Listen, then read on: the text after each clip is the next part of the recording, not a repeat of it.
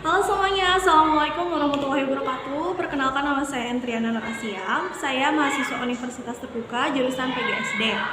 Nah, di sini kali ini saya akan mereview atau merangkum buku perspektif pendidikan di SD. Nah, di mana di dalam buku itu ada 12 modul ya. Setiap modulnya membahas tentang sudut atau perspektif pendidikan di SD. Nah, kita mulai saja dari modul pertama. Di modul pertama ini kita yaitu tentang landasan pendidikan sekolah dasar.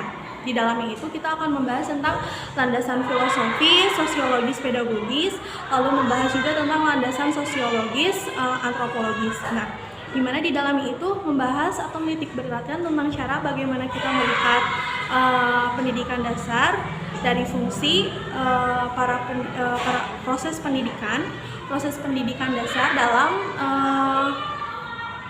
dalam proses sosialisasi atau pendekatan siswa dalam sosialisasi. Nah, selanjutnya di modul kedua kita akan membahas tentang karakteristik pendidikan sekolah dasar. Di dalamnya itu kita membahas juga tentang fungsi, ciri-ciri, serta tujuan sekolah dasar. Yang pertama itu yaitu tentang menanamkan kemampuan dasar calistung atau baca, tulis, dan berhitung untuk sekolah dasar. Selanjutnya ada menanamkan pengetahuan dan keterampilan dasar bagi siswa, lalu ada mempersiapkan siswa untuk ke jenjang berikutnya atau ke SMP. Nah, seperti itu. Selanjutnya di modul ketiga kita akan membahas tentang pendidikan SD atau siswa dasar di era Orde Baru. Nah, kita di modul 3 ini akan membahas sedikit tentang ulasan tentang pendidikan SD di era Orde Baru. Selanjutnya di modul keempat kita akan membahas karakteristik perkembangan siswa SD. Nah, di dalamnya kita akan membahas tentang perkembangan motorik, emosi, sosial anak SD, lalu membahas juga karakteristik perkembangan motoriknya, membahas perkembangan emosinya, membahas perkembangan sosialnya, membahas tentang bahasa anak, serta perkembangan moral anak. Selanjutnya di modul ke-6 kita akan membahas tentang layanan pendidikan bagi siswa SD atau sekolah dasar.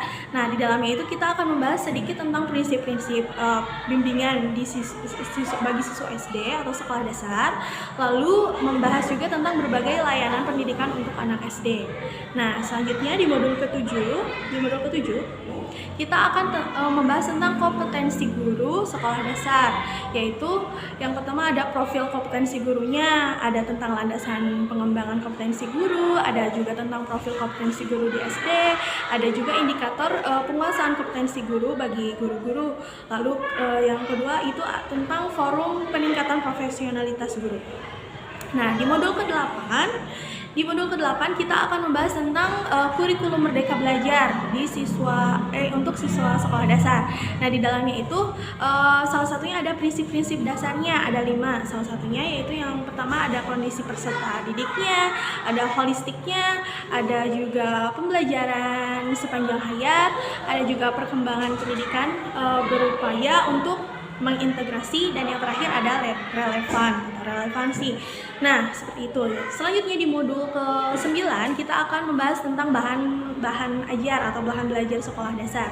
Nah, di dalamnya itu kita akan membahas tentang bahan ajar siswa yang digunakan di sekolah dasar. Salah satunya itu ada tentang bahan ajarnya itu ada bahan cetak. Biasanya bahan yang dicetak itu seperti buku-buku.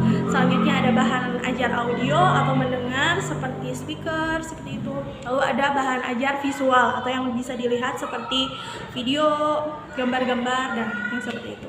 Nah, selanjutnya di modul ke-10 kita akan membahas tentang potret pembelajaran siswa di SD atau sekolah dasar. Yang modul ke-11 kita akan membahas tentang evaluasi program pembelajaran di sekolah dasar, yaitu poin pentingnya di dalamnya itu adanya tindak lanjut dari hasil evaluasi. Kegiatan tindak lanjut ini yaitu guru menindaklanjuti hasil analisis pembelajaran siswa yang akan dilanjutkan berikutnya atau yang akan dilakukan selanjutnya. Nah, di modul yang terakhir, di modul 12 ini yaitu tentang sumber daya sekolah dasar.